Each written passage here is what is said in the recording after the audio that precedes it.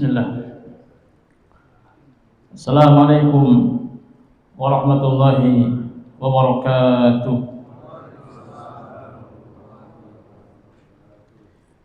Alhamdulillah nahmaduhu wa nasta'inuhu wa nastaghfiruh wa na'udzu billahi min shururi anfusina wa sayyiati a'malina. من يهده الله فلا مضل له ومن يضلل فلا هادي له وأشهد أن لا إله إلا الله وحده لا شريك له وأشهد أن محمدا عبده ورسوله لا نبي بعده. يا أيها الذين آمنوا اتقوا الله حق تقاته ولا تموتن إلا وأنتم مسلمون. يا أيها الناس اتقوا ربكم الذي خلقكم من نفس واحدة وخلق منها زوجها وبث منهما رجالا كثيرا ونساء واتقوا الله الذي تساءلون به والأرحام إن الله كان عليكم رقيبا.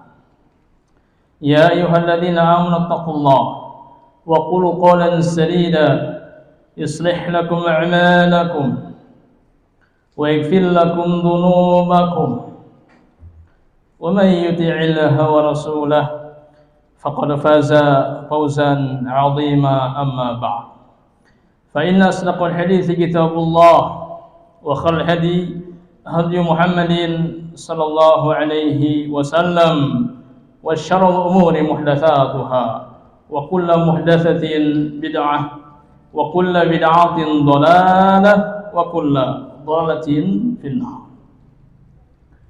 Ikhwati fillah, azanallahu wa yakum, hadirin wal hadirat, bapak-bapak, ibu-ibu, jamaah Masjid Jami' Al-Jihad yang dimuliakan dan dirahmati oleh Allah Subhanahu wa taala. Kumaha Bapak Ibu daramang? Alhamdulillah. Alhamdulillah. Baik, dalam kesempatan malam yang berbahagia ini masih dalam pembahasan tentang Asmaul Husna Al-Khaliq, yang berarti Allah Subhanahu wa taala Maha menciptakan. Bahwa kemampuan Allah Subhanahu wa taala yang paling nampak, yang paling jelas dalam pandangan manusia adalah penciptaan. Maka dalam Al-Qur'an Karim Allah Subhanahu wa taala seringkali menyebutkan dan berbicara tentang penciptaan. Nah, penciptaan yang seringkali disebut-sebut oleh Allah Subhanahu wa taala di dalam Al-Qur'an yaitu langit dan bumi. Inilah dua makhluk ciptaan Allah Subhanahu wa taala yang seringkali disebut-sebut oleh Allah dalam Al-Qur'an Karim. As-samawat wal ardh, langit dan bumi. Nah, yang jadi pertanyaan, kenapa Allah Jalla wa'ala seringkali menyebut dua ciptaan ini ya di dalam Al-Qur'an Karim? Jawabannya karena inilah dua ciptaan Allah Subhanahu wa taala yang terbesar dalam pandangan manusia di dunia ini. Ketika manusia melihat betapa besarnya, betapa luasnya langit itu, ketika manusia melihat betapa besar dan betapa luasnya bumi ini, lautan luas, tapi ternyata langit lebih luas lagi, bumi besar, ternyata gunung besar, ternyata bumi ini lebih besar lagi. Jadi di antara sekian banyak ciptaan-ciptaan Allah Subhanahu wa taala, Maka yang paling Allah sebutkan, ya, yang sering kali Allah sebutkan dalam Al-Quran Karim, yaitu as-samawat dan al-ard. Ya, lihat dalam Al-Quran Karim dalam surat Qaf ayat 38, kata Allah Subhanahu wa taala, "Wa laqad khalaqnal insana wa laqad khalaqnas samawati wal ard wa ma bainahuma fi sittati ayyamin wa ma massana min lughub." Kata Allah Subhanahu wa taala, "Wa laqad khalaqnas samawati wal ard." Sungguh kami telah menciptakan langit dan bumi. Wa ma bainahuma, dan apa yang ada di antara keduanya. Fi sittati ayyam, itu dalam 6 hari. Jadi Allah Subhanahu wa taala ketika menciptakan langit dan bumi, bahkan beserta isinya, berapa hari? 6 hari itu. Wa ma massana min lughub, kata Allah. Kami tidak merasa letih sedikit pun. Ya. Coba kita perhatikan jemaah sekalian, ayat yang mulia ini, bahwa Allah Subhanahu wa taala menciptakan langit dan bumi beserta isinya dalam 6 hari. Ya. Padahal Allah Subhanahu wa taala Maha mampu atas segala-galanya. Mudah bagi Allah untuk menciptakan. Ya, tapi kenapa Allah Subhanahu wa taala menciptakan langit dan bumi itu 6 hari? Jawabannya adalah karena Allah Subhanahu wa taala ingin mengajarkan kepada hamba-hambanya dengan pelajaran yang sangat berharga sekali. Allah Subhanahu wa taala yang mampu segala-galanya melalui proses. Ya, 1 hari, 2 hari, 3 hari sampai 6 hari. Nah, apalagi kita sebagai manusia penuh dengan kelemahan. Wa khuliqal insanu dha'ifa. Manusia diciptakan dengan penuh kelemahan, maka manusia lebih berhak lagi untuk berproses. Manusia menciptakan pesawat, butuh proses lama. Ya, kenapa? Lama sekali. Berbulan-bulan, bahkan bertahun-tahun. Kenapa? Karena manusia mengalami capek, lelah dan letih. Manusia membangun rumah misalnya, rumahnya sederhana. Ya, berbulan-bulan, bahkan bertahun-tahun tidak beres-beres. Kenapa demikian? Bukan karena faktor biaya, mungkin enggak. Kenapa? Karena manusia mengalami capek, letih dan lelah. Ya, maka manusia lebih berhak lagi untuk apa? Untuk berproses.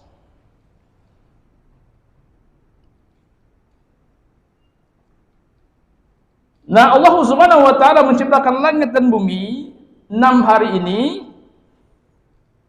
Ya, bukannya Allah nggak mampu menciptakan dengan sekejap mata.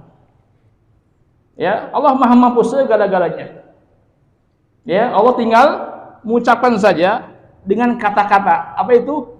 Kun, kata Allah. Fayakun. Jadi Allah tidak kerja sama sekali. Tinggal mengucapkan saja kata-kata kun, kata Allah, fayakun. Lihat dalam surat Yasin ayat 82. Ya, kata Allah Subhanahu wa taala, "Innama amruhu idza arada syai'an an yaqul lahu kun fayakun." Innama amruhu, sesungguhnya hanyalah perintahnya. Idza arada syai'an, apabila Allah Subhanahu wa taala menghendaki sesuatu, an yaqul lahu, hanyalah mengatakan kepadanya, kun, kata Allah, jadilah, fayakun, maka jadilah dia. Jadi segala sesuatu amat sangat mudah sekali bagi Allah Subhanahu wa taala. Ya, tapi kenapa Allah menciptakan langit dan bumi 6 hari? Apa sih hikmah di balik penciptaan langit dan bumi selama 6 hari itu? Jawabannya Allah Subhanahu wa taala ingin mengajarkan kepada manusia, kepada hamba-hambanya, kepada kita, agar manusia betul-betul paham bagaimana manusia bersikap, bagaimana manusia mengatur urusan hidupnya, agar manusia tidak tergesa-gesa. Jadi hikmah yang kita ambil dari atau di balik ciptaan Allah Subhanahu wa taala langit dan bumi selama 6 hari, agar kita tidak tergesa-gesa. Ingat jemaah sekalian, tergesa-gesa adalah penyakit manusia. Betul enggak? Penyakit manusia. Di dalam Al-Qur'an Allah Subhanahu wa taala firman, "Wa kana al-insanu ajulan." Manusia itu sifatnya tergesa-gesa. Ya. Oleh karena itulah maka Allah Subhanahu wa taala merintahkan kepada hamba-hambanya agar melihat ciptaan langit dan bumi dengan mata hati, bukan dengan mata kepala. Allah Subhanahu wa taala merintahkan kita untuk melihat ciptaan langit dan bumi dengan mata hati, dengan penuh memikirkan, merenungkan. Oh, ternyata Allah berproses 6 hari. Mengajarkan kepada hambanya, kepada kita, supaya kita apa? Untuk bersabar. Untuk bersikap penuh dengan kehati-hatian dan tidak tergesa-gesa. Ya. Dalam sebuah hadis disebutkan, kata Nabi sallallahu alaihi wasallam, at-ta'anni min Allah wal 'ajalatu min asy-syaitan. At-ta'anni min Allah, ketenangan itu, kehati-hatian itu, perlahan-lahan itu datang dari Allah Subhanahu wa taala. Wal 'ajalatu min asy-syaitan, sedangkan tergesa-gesa itu datang dari syaitan. Nah, oleh karena itulah maka seorang muslim harus berusaha untuk menghindarkan diri, menjauhkan diri dari sifat tergesa-gesa. Ya, sifat tergesa-gesa. Karena ya tergesa-gesa ini sumbernya berasal dari syaitan. Ya, misalnya seorang muslim tergesa-gesa ketika berdoa. Ya, dia memohon kepada Allah Subhanahu wa taala. Tapi dia tergesa-gesa. Ya, dia berdoa tapi langsung ingin dikabulkan doanya oleh Allah Subhanahu wa taala. Ini tergesa-gesa. Nah, karena dia tergesa-gesa, apa akibatnya? Akan muncul sifat putus asa. Kalau sudah putus asa bagaimana? Dia akan berhenti berdoa. Bahkan akan meninggalkan doa. Kenapa? Karena dia berdoa tapi enggak dikabul-kabulkan juga oleh Allah Subhanahu wa taala. Ya, lihat dalam sebuah hadis yang sahih riwayat Muslim, kata Nabi sallallahu alaihi wasallam, la yazalu yustajabu lil 'abdi. Senantiasa doa seorang hamba akan diijabah, akan dikabulkan oleh Allah Subhanahu wa taala, ma lam yad'u bi itsmin. Selama hamba itu ketika berdoa tidak meminta dan tidak memohon suatu dosa. Ini yang pertama. Yang kedua, au qati'atir rahim. Selama dia berdoa tidak meminta dan tidak memohon untuk memutuskan tali silaturahim, tali persaudaraan. Yang ketiga, ya, malam yasta'jil. Dia berdoa selama tidak meminta dan memohon dengan penuh ketergesa-gesaan. Ya, dengan penuh ketergesa-gesaan. Qila ya Rasulullah, mal isti'jal? Dikatakan kepada Nabi sallam, wahai Rasulullah, apa saja maksud dengan isti'jal? Tergesa-gesa dalam berdoa itu? Qala, maka beliau sallallahu alaihi wasallam menjawab, yaqulu qad da'utu wa qad da'utu. Orang yang berdoa itu mengatakan, aku telah berdoa.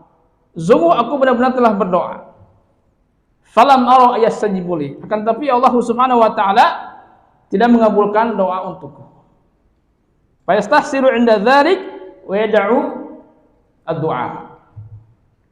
Kemudian orang ini berhenti dan meninggalkan doa itu. Jadi orang yang berdoa dengan isti'jal, ya, dengan tergesa-gesa, ya, karena ingin langsung dijabah doanya Allah Subhanahu wa taala, Allah uji. Kalau tidak dijabah doanya, maka akan muncul rasa putus asa dan dia akan berhenti bahkan meninggalkan doa. Ingat dipastikan doa adalah senjata bagi orang mukmin. Doa. Ya, senjata bagi orang mukmin. Ya, oleh karena itulah maka, ya, kata Nabi sallallahu ad-du'a'u huwal ibadah. Doa itu adalah ibadah. Ya, tugas kita hanyalah meminta mohon kepada Allah Subhanahu wa taala. Adapun masalah diijabah tidaknya, dikabulkan tidaknya itu urusan Allah Subhanahu wa taala. Makanya kita telah belajar kemarin tentang tawakal. Ada 6 rukun tawakal. Coba apa yang pertama? Yang pertama apa? Ma'rifatullah, mengenal Allah Subhanahu wa taala. Orang yang mengenal Allah pasti dia bertawakal kepada Allah. Rukun yang kedua? Rukun yang kedua apa? Mengakui adanya ikhtiar dan usaha. Yang ketiga, at-tauhid. Ya, tauhid. Yang keempat, bersandarnya hati kepada Allah. Yang kelima, berserah diri kepada Allah. Yang keenam, ridha terhadap hasil tawakal. Ya, hasilnya mau B, mau positif mau negatif terserah Allah Subhanahu wa taala. Ya, kita minta kepada Allah Subhanahu wa taala. Ya, mau diijabah mau enggak, mau dikabulkan mau enggak, itu terserah Allah Subhanahu wa taala. Ingat, Allah Maha mengetahui atas segala sesuatu. Ya, dan apa yang Allah Subhanahu wa taala berikan atas hamba-hambanya itu pasti maslahat bagi hamba-hambanya itu. Ya, makanya kita wajib berhusnudzon kepada Allah Subhanahu wa taala. Jangan suudzon. Orang yang selalu suudzon kepada Allah, bahkan kepada sama manusia, itu pertanda bahwa hatinya penuh dengan kotoran, berpenyakit syubhat dan syahwat. Ya. Nah, jadi tugas kita adalah berdoa. Karena doa itu adalah ibadah. Minimal ibadah kan? Ad-du'a wal ibadah. Kita berdoa dapat pahala, gugur dosa. Nah, oleh karena itulah maka ketika Allah Subhanahu wa taala mengatakan ud'uni astajib lakum. Ud'uni, berdoalah kalian kepadaku, astajib lakum. Maka niscaya aku akan mengijabah, mengabulkan doa kalian. Ini janji Allah Subhanahu wa taala. Makanya ada 3 alternatif, ya, ketika seorang berdoa kepada Allah Subhanahu wa taala. Ya, pilihan yang pertama apa itu? Allah akan segerakan untuk mengabulkan doanya. Ini yang pertama. Yang kedua, Allah akan simpan di mana? Di akhirat nanti. Allah akan tangguhkan nanti di akhirat nanti. Yang ketiga apa? Allah akan menjauhkan seseorang dari keburukan yang semisal. Jadi walhasil nggak ada kerugian bagi kita untuk berdoa. Ya, bisa Allah segerakan ya doa itu di dunia. Yang kedua, bisa Allah tangguhkan nanti di akhirat. Yang ketiga, bisa Allah SWT hindarkan berupa keburukan, kejelekan yang semisal. Jadi walhasil nggak ada kerugian bagi kita untuk berdoa. Jadi tugas kita adalah meminta, mohon kepada Allah Subhanahu wa taala, adapun hasilnya terserah Allah Subhanahu wa taala. Ya, ingat apa yang Allah berikan kepada kita itu maslahat bagi kita. Misalnya kita berdoa kepada Allah, ya Allah berikan kami harta yang banyak dan melimpah. Tapi Allah berikan harta itu dengan banyak, khawatir kita tidak mampu untuk bersyukur. Fir'aun datang mulai awal-awalnya manusia biasa, awal-awalnya. Tapi ketika Allah Subhanahu wa taala berikan harta yang melimpah, jabatan yang tinggi, berkuasa, apa yang terjadi? Sombong kan? Mengaku sebagai Tuhan. Allah berikan segala-galanya. Ya. Bukannya bersyukur tapi malah kufur. Nah, jadi ketika kita berdoa kepada Allah Subhanahu wa taala, ingat ya, misalnya Allah tidak mengijabah doa kita, ini kebaikan. Ya, kebaikan bagi kita. Maka bersabarlah. Nah, orang yang tergesa-gesa ketika berdoa begitu. Ketika doanya tidak diijabah, dikabulkan pada saat itu, maka muncul putus asa. Akhirnya apa? Dia berhenti dan meninggalkan doa itu. Ya. Nah, dalam hadis yang lainnya kata Nabi sallallahu yusajabu lil 'abdi ma lam ya'jal. Yaqulu qad da'awtu rabbi falam yastajib li. Dan hadis yang lainnya riwayat Bukhari Muslim kata Nabi sallallahu alaihi wasallam akan dikabulkan, akan diijabah doa seseorang di antara kalian malam ya'jal, selama doa itu tidak tergesa-gesa. Ya, tidak terburu-buru. Yaqulu da'utu rabbi. Dia mengatakan, ya Allah, aku telah berdoa kepada Rabbku, kepada Allah. Falam yastajib li. Akan tapi Allah Subhanahu wa taala tidak mengabulkan doaku. Ini menunjukkan jamaah sekalian bahwa al-isti'jal, tergesa-gesa, ini penghalang dikabulkannya doa. Terburu-buru. Ya. Dan yang pertama apa? Tadi isti'jal, terburu-buru ketika berdoa. Ini penghalang diijabahnya doa. Yang kedua apa? Hati yang lalai dan berpaling. Lisannya mengucapkan A, hatinya kemana-mana. Tidak khusyuk. Ya, apa yang dia ucapkan dengan lisannya. Ya. Lisannya bergerak, hatinya mikiran yang lain. Ini penghalang doa untuk diijabah.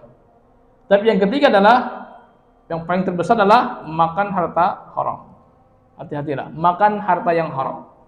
Baik dari segi zat ataupun dari segi kaifiat, cara untuk mendapatkan harta itu. Itu di antara 3 penghalang ya diijabahnya atau dikabulkannya doa. Yang pertama tadi isti'jal, tergesa-gesa, terburu-buru, ya, ingin kabulkan Allah Subhanahu wa taala. Yang kedua, ya, hatinya lalai dan berpaling, tidak ada kekhusyuan ketika berdoa. Lalu yang ketiga adalah makan harta haram. Nah, sebaliknya ada di antara sebab-sebab dikabulkannya doa. Nah, sebab-sebab dikabulkan doa. Yang pertama apa? Yang paling pertama adalah ikhlas. Ikhlas kepada Allah Subhanahu wa taala. Ya, makanya Allah Subhanahu wa taala berfirman dalam surat Ghafir ayat 14, "Fad'ullaha mukhlishin lahud-dina walau karihal kafirun." Kata Allah Subhanahu wa taala, "Fad'ullaha." Maka berdoalah kalian kepada Allah Subhanahu wa taala, ya, sembahlah Allah Subhanahu wa taala mukhlisin, dengan ikhlas, lahuddin, ya, dengan ikhlas memurnikan ibadah kepada Allah Subhanahu wa taala, walau karihal kafirun, meskipun orang kafir membenci. Jadi at-tauhid atau keikhlasan ini syarat diterimanya atau diijabahnya doa. Makanya apapun ibadahnya, maka rukun yang pertamanya adalah ikhlas. Ya, doa ibadah tadi, maka rukun pertama adalah ikhlas. Jadi ini sebab yang pertama, supaya doa kita dikabulkan Allah Subhanahu wa taala, kita harus ikhlas. Ya. Jadi kalau ikhlas itu kan bebas. Ya, mau dikabulkan mau enggak, ya lepas aja. Itu ikhlas namanya. Yang kedua apa? Yang kedua, ya, berdoa dengan sepenuh hati. Jadi setelah kita lanjutkan pada salat Isya. Wassallallahu ala Muhammad wa ala alihi washabbihi ajmain.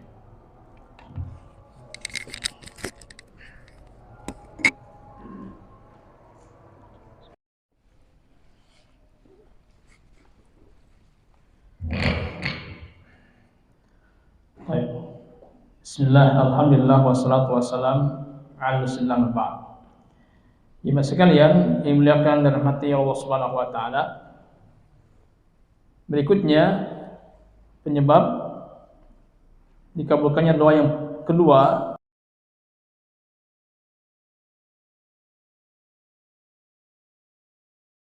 dengan yakin dan menghadirkan hati, ya, agar doa itu yakin akan dikabulkan oleh Allah Subhanahu wa taala. Ya, sampai lisan kita bergerak meminta mohon kepada Allah Subhanahu wa taala, sementara hati kemana-mana.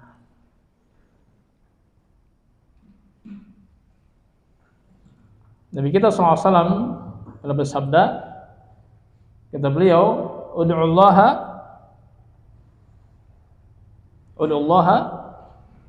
wa antum muqinuna bil ijabah wa'lamu anna Allaha la yastajibu du'aan min qalbin ghafilin lahin. Kata Nabi SAW, ud'ullaha, berdoalah kalian kepada Allah Subhanahu wa taala, wa antum muqinuna bil ijabah, dengan penuh keyakinan bahwa doa itu akan dikabulkan oleh Allah Subhanahu wa taala. Wa'lamu, dan ketahuilah oleh kalian, annallaha la yastajibu du'aan, sesungguhnya Allah Subhanahu wa taala tidak akan mengabulkan suatu doa min qalbin ghafilin lahin, dari hati yang lalai dan berpaling. Nah, jadi sebab yang kedua agar doa kita dikabulkan oleh Allah Subhanahu wa taala, berarti kita harus berdoa dengan sepenuh hati, ya, menghadirkan hati dan disertai dengan penuh keyakinan. Jangan ragu-ragu. Nah, itu yang kedua. Yang ketiga, ya, penyebab dikabulkan doa yaitu, ya, Jamil. Yang ketiga apa? Menyebut nama Allah Subhanahu wa taala. Sebut Asmaul Husna ketika kita memohon kepada Allah Subhanahu wa taala. Ya Allah misalnya, atau ya Rahman, ya Rahim, ya Razzaq, berikanlah hamba rezeki, ya Ghafur, ampunlah dosa hamba.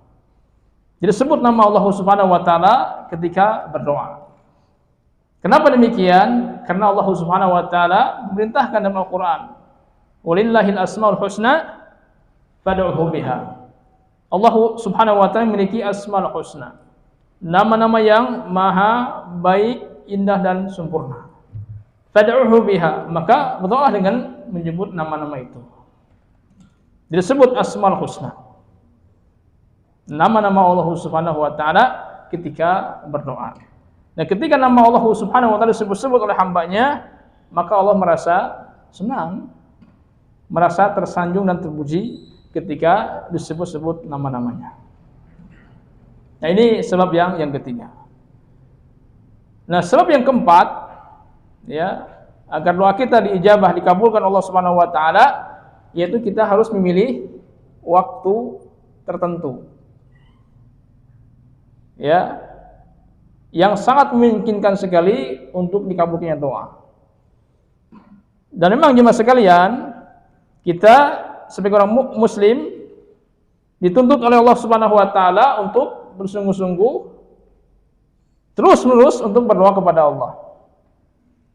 Ya, berdoa kepada Allah Subhanahu wa taala dimanapun dan kapanpun. Akan tapi kita pun harus tahu bahwa ada waktu-waktu tertentu yang amat sangat sekali memungkinkan untuk dikabulkannya doa. Ya, diantaranya ketika sujud. Waktu sujud kita perbanyakkan doa kepada Allah Subhanahu wa taala. Ya, selesai kita membaca doa sujud, ya, kita berdoa dengan doa yang lainnya. Termasuk juga ketika tadi antara azan dan iqamah.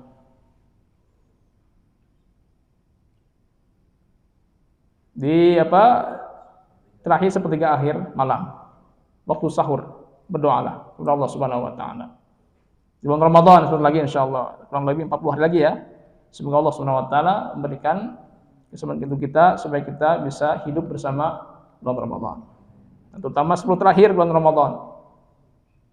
Nah, termasuk juga ketika kita lagi safar, lagi bepergian, di mobil atau di kereta atau di pesawat, yang lihat pemandangan saja, lihat. Coba gerakan lisan kita untuk berzikir kepada Allah, berdoa kepada Allah. Karena itu momen yang sangat memungkinkan untuk dijabahnya doa. Dan sebuah yang sahih kata Nabi sallallahu salatu da'awat mustajabat la syakka fihinna. Ada 3 doa yang akan dikabulkan, la syakka fihinna, tidak akan dilakukan lagi, pasti akan dikabulkan. Yang pertama, da'watul mazlum, doanya orang yang dizalimi.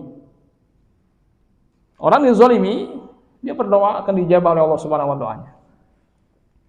Ya, dikabulkan Allah Subhanahu wa taala doanya. Yang kedua, da'watul musafir, doanya orang yang bepergian. Ya, lagi safar, lagi bepergian, coba gerakan lisan kita untuk berdoa kepada Allah Subhanahu wa taala. Ya, lalu yang ketiga adalah da'watul walid ala waladihi, doanya orang tua kepada anaknya. Ya. Dan masih banyak lagi ya waktu-waktu dikabulkannya doa. Nah, jadi intinya ya itu sebab-sebab dikabulkannya doa.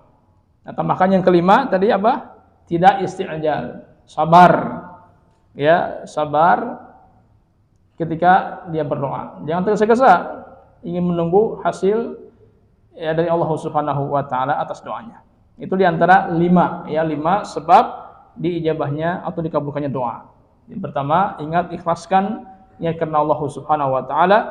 Yang kedua, berdoa dengan sepenuh hati, penuh dengan keyakinan. Yang ketiga, sebut nama Allah Subhanahu wa taala ketika berdoa. Karena setiap Asmaul Husna akan menjawab setiap kebutuhan kita. Ya, yang keempat apa? Pilihlah waktu yang tepat, yang khusus yang Allah Subhanahu wa taala perintahkan. Tapi yang kelima apa? Tidak tergesa-gesa. Nah, itu ketika berdoa. Ya, kita jangan tergesa-gesa ketika memohon kepada Allah Subhanahu wa taala. Kita berdoa kepada Allah terus, ya minimal itu ibadah. Ya, kalau kita tidak dijabah oleh Allah Subhanahu wa taala, ini apa namanya? Ujian. Kalau uji kita. Orang yang putus asa begitu kan, orang yang tergesa-gesa akhirnya putus asa kan, terus berdoa tapi enggak dijabah oleh Allah Subhanahu wa taala, akhirnya apa? Putus asa. Ini ujian ya, ujian di Allah Subhanahu wa taala. Nah, termasuk juga tergesa-gesa ketika menuntut ilmu. Ini kita belajar ilmu agama tergesa-gesa. Ya, makanya ketika mempelajari ilmu dibutuhkan apa? Kesabaran. Sabar.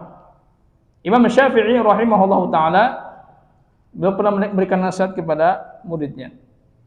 Ilmu itu tidak akan bisa diperoleh, ilmu itu tidak akan dapat diraih kecuali dengan 6 hal.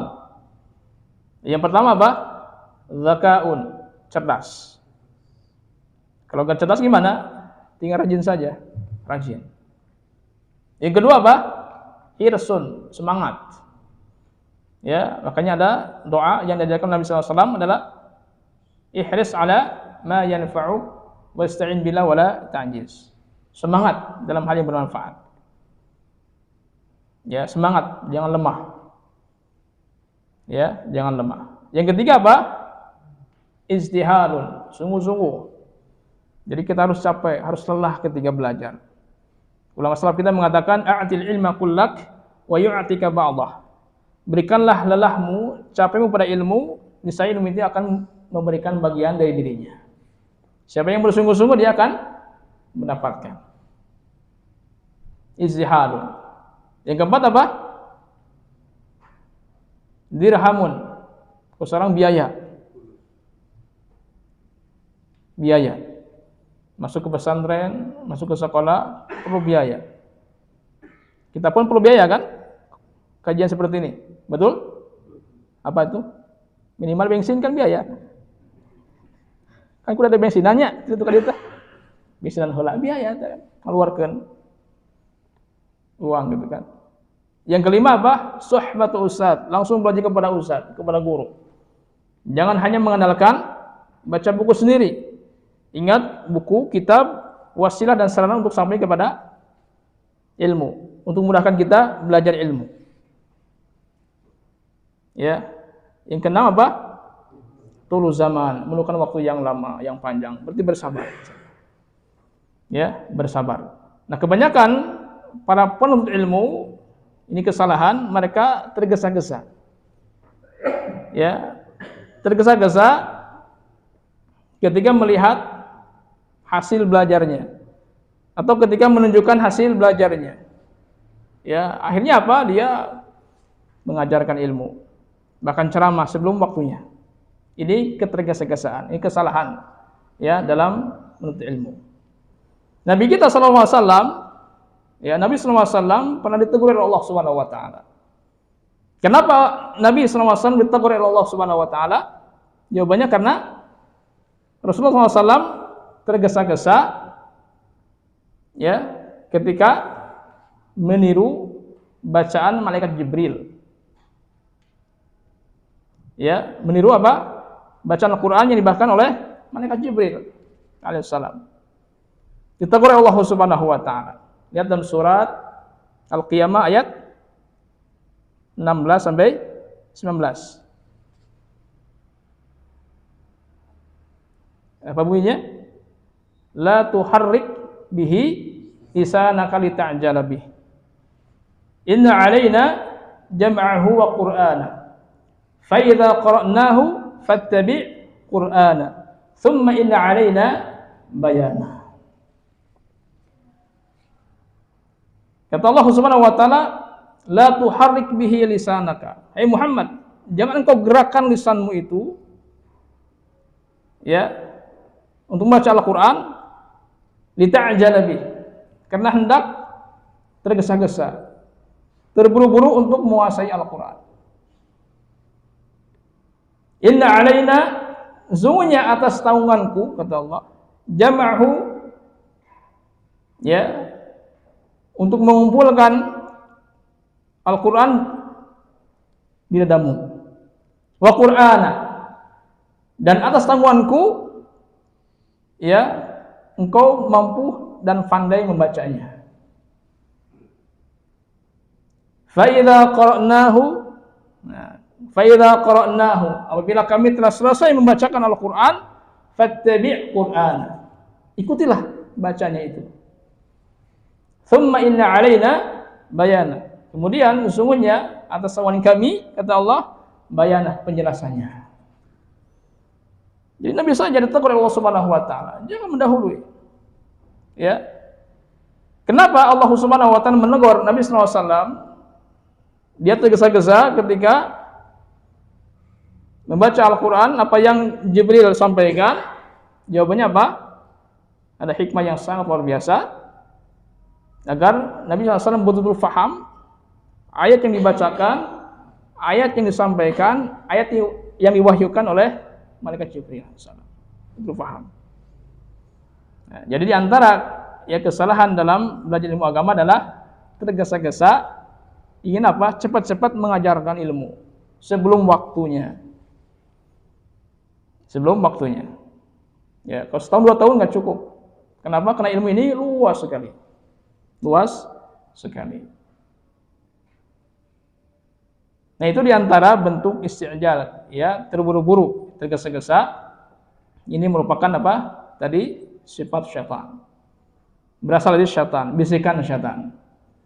Ya, makanya tadi disebutkan oleh Nabi SAW dalam sebuah hadis, at-ta'ani minallah wala ja'ala minasyaitan. Keterangan itu datang dari Allah Subhanahu wa taala, sementara tergesa-gesa itu datang dari syaitan.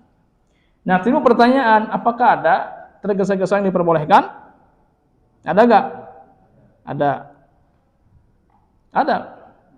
Ya. Seperti dalam ayat disebutkan, fastabiqul khairat. Ya, berlomba-lomba kalian dalam kebaikan. Kebaikan jangan nanti. Ya, mumpung Allah berikan hidayah. Ya, jangan nanti, jangan. Kalau kebaikan, bismillah, lakukanlah kebaikan. Tapi kalau ingin melakukan perbuatan dosa misalnya, harus pikir, ya, bolak-balik, panjang lebar. Ya. Dan Al-Qur'an sebutkan lagi, wasari'u ila magfiratin min rabbikum wa jannatin 'arduha samawati wal ard u'iddat lil muttaqin. Katalah bersegeralah kalian untuk menuju kepada ampunan Allah dan surga yang luasnya seluas langit dan bumi, u'iddat lil muttaqin, saya akan bagi orang-orang yang bertakwa. Nah, jadi bersegera dalam hal kebaikan. Maka ulama kita menjelaskan di antara lima hal diperbolehkan, bahkan dianjurkan, atau bahkan diperintahkan untuk disegerakan. Yang pertama apa? Menghidangkan jamuan apabila tamu sudah datang. Ya, hidangkan jamuan semampu mungkin. Ini yang pertama, ya.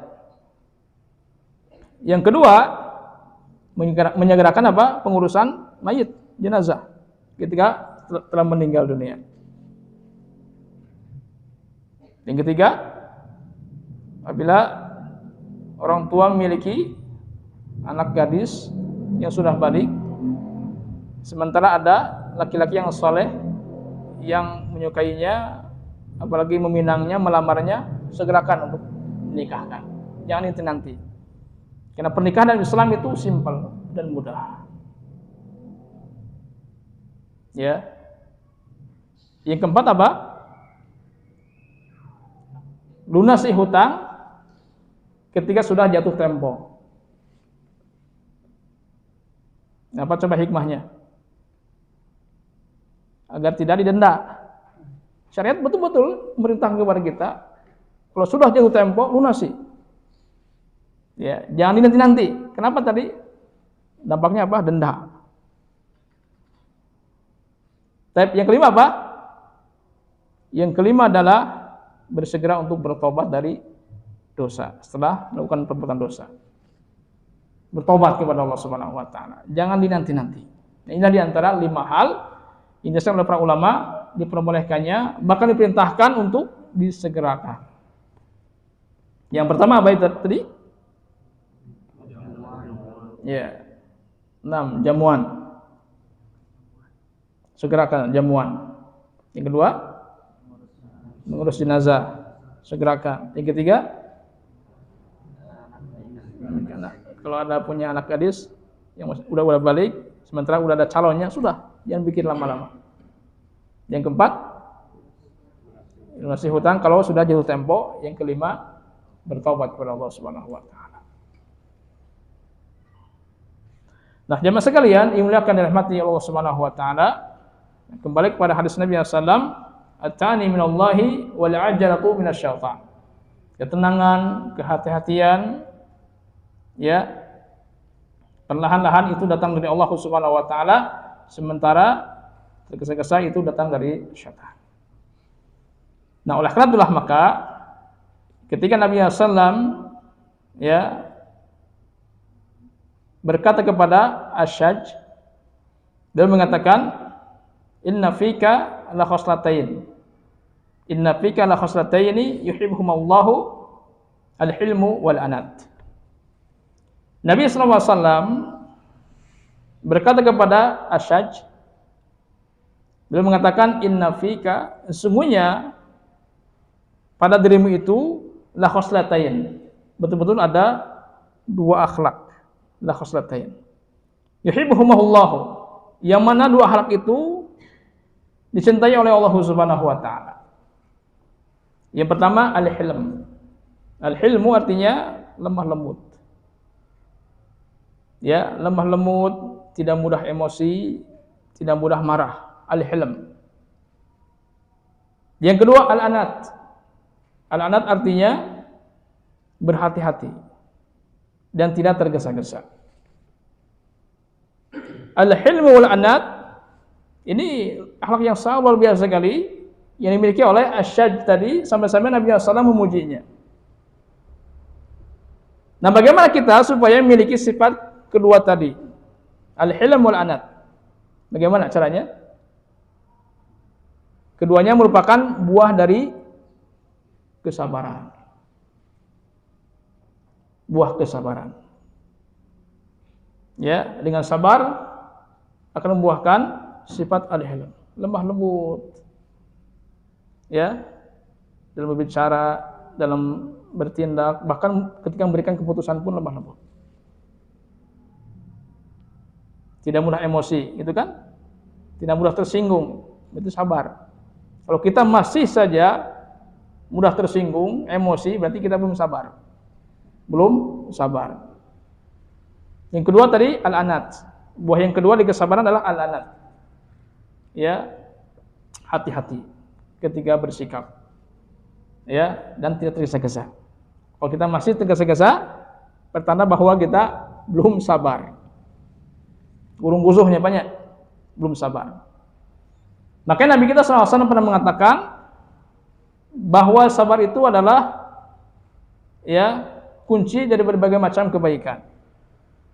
Dalam sebuah hadis sahih kata Nabi SAW, wa ma u'tiya ahadun ata'an lahu ata'an khairan lahu wa usa'a minas sabr. Tidak seorang diberikan suatu pemberian yang paling terbaik dan paling terluas dan terbesar dibandingkan dengan kesabaran. Jadi ternyata jemaah sekalian, harta yang banyak bukan itu pemberian Allah yang paling terbaik. Jabatan yang tinggi, dia berkuasa, ternyata bukan itu pemberian Allah yang paling terbaik. Apa coba pemberian Allah yang paling terbaik? Sabar. Kesabaran. Ya, karena sabar ini induk dari segala macam kebaikan-kebaikan. Entah berapa ribu kebaikan terkandung dan terdapat dalam kesabaran. Dengan sabar kita mampu menjalankan perintah Allah Subhanahu wa taala. Dengan sabar kita mampu menjauhi larangan Allah Subhanahu wa taala. Dengan sabar kita mampu menghadapi ujian dan musibah. Dengan sabar kita memiliki sifat al-hilm, lemah lembut. Dengan sabar kita memiliki sifat al-anat, penuh dengan kehati-hatian. Dengan sabar pula kita akan memiliki sifat dan jiwa pemaaf. Pemaaf. Ya. Kenapa kita memaafkan? Jawabannya kita sabar. Orang-orang ya ketika dizalimi enggak mau memaafkan. Kenapa? Karena enggak sabar tadi. Nah, jadi untuk mengatasi masalah ketergesa-gesaan, berarti kita harus memiliki kesabaran. Makanya tadi Allah sebutkan di antara hikmah di balik penciptaan langit dan bumi selama 6 hari, bahwa Allah Subhanahu wa taala ingin mengajarkan kepada kita bagaimana kita bersikap, bagaimana kita mengatur urusan kita dalam kehidupan keseharian. Kalau 6 hari kan menciptakan langit dan bumi. Ini ada proses berarti. Ya, kita mengajarkan kepada kita untuk menunggu, kita kan sabar.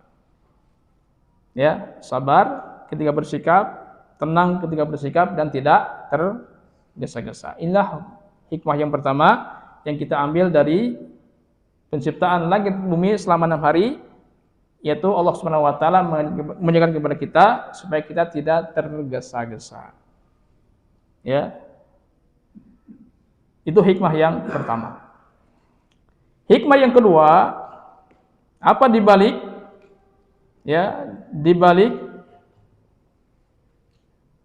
penciptaan langit dan bumi selama 6 hari? Ya, jawabannya kita akan bahas di pertemuan yang akan datang, insyaallah. Ya, nah untuk malam ini saya cukupkan.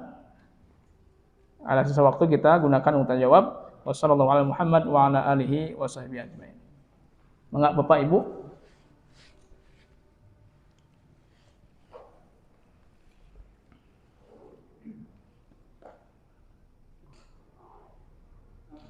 Mengak.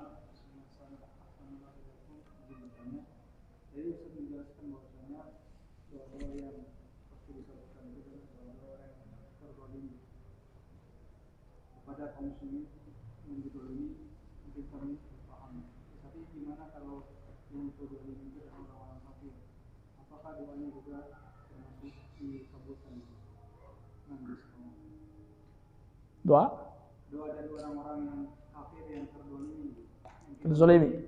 Apakah jika dia berdoa itu juga termasuk pasti dikabulkan? Di sini mananya umum kan? Ya, umum mananya di sini. Umum. Siapapun orangnya kan kezalimi, maka ketika dia berdoa pasti akan diijabah oleh Allah Subhanahu wa taala. Makanya kita ada adab ya, ada adab ketika ya bergaul, bermuamalah dengan orang kafir. Ada adabnya. Ya, di sini misalnya orang kafir di tengah kita misalnya, jangan kita zalim. Enggak mengganggu kita, yang enggak mengganggu kan? Aman-aman saja kan? Kalau kita zalim kena dengan tadi. Ketika orang kafir kan diombang-ambing di mana? Di lautan kan. Mereka berdoa kepada Allah Subhanahu wa taala kan, para orang kafir kan. Tapi Allah ijabah doanya. Sehingga selamat di daratan, sudah sampai daratan kafir lagi. Jadi secara umum hati-hati dengan ucapan kita, perilaku kita. Orang yang zalim itu pasti kalau berdoa kepada Allah Subhanahu wa taala akan diijabah. Allahu a'lam bishawab. Ya, yang lain. Tadi disebutkan sebab-sebab dikabulkannya doa, poin ketiga kan menyebut nama Al-Husna. Apakah itu keseluruhan? Kalau kita banyak permintaan, sebut saja semuanya. Hafal berapa? 99, hafal kan? Insyaallah. Oh, insyaallah.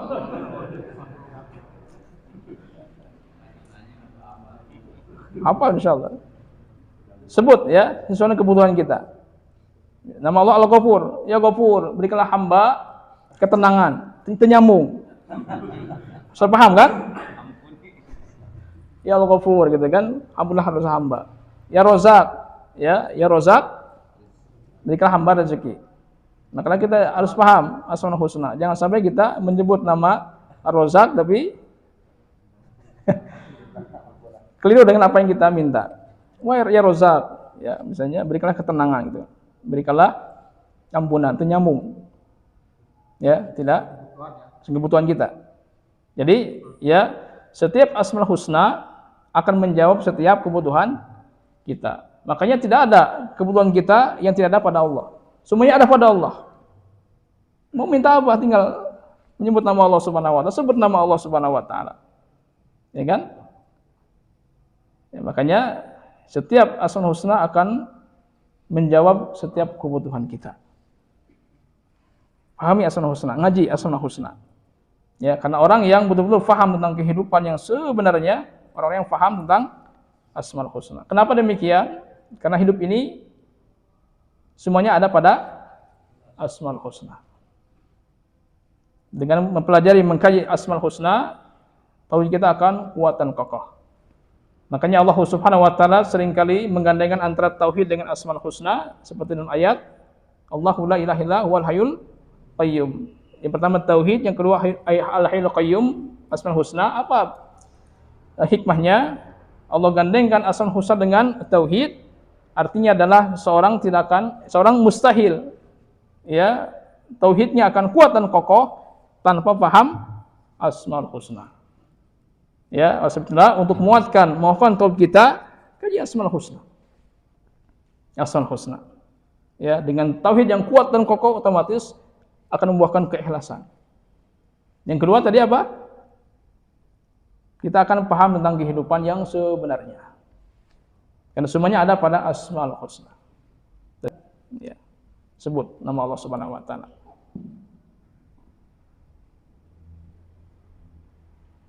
Tapi kata Al-Hasan Al-Basri rahimahullah taala, cukup hanya Allahumma saja, Allah gitu kan, maka semuanya telah mencakup semua nama Allah Subhanahu wa taala. Itu doa umum kan?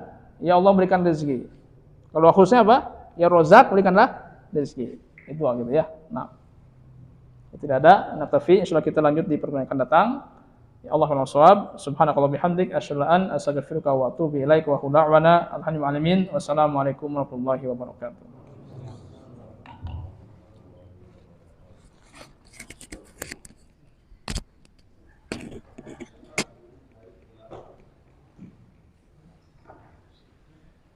Masyaallah.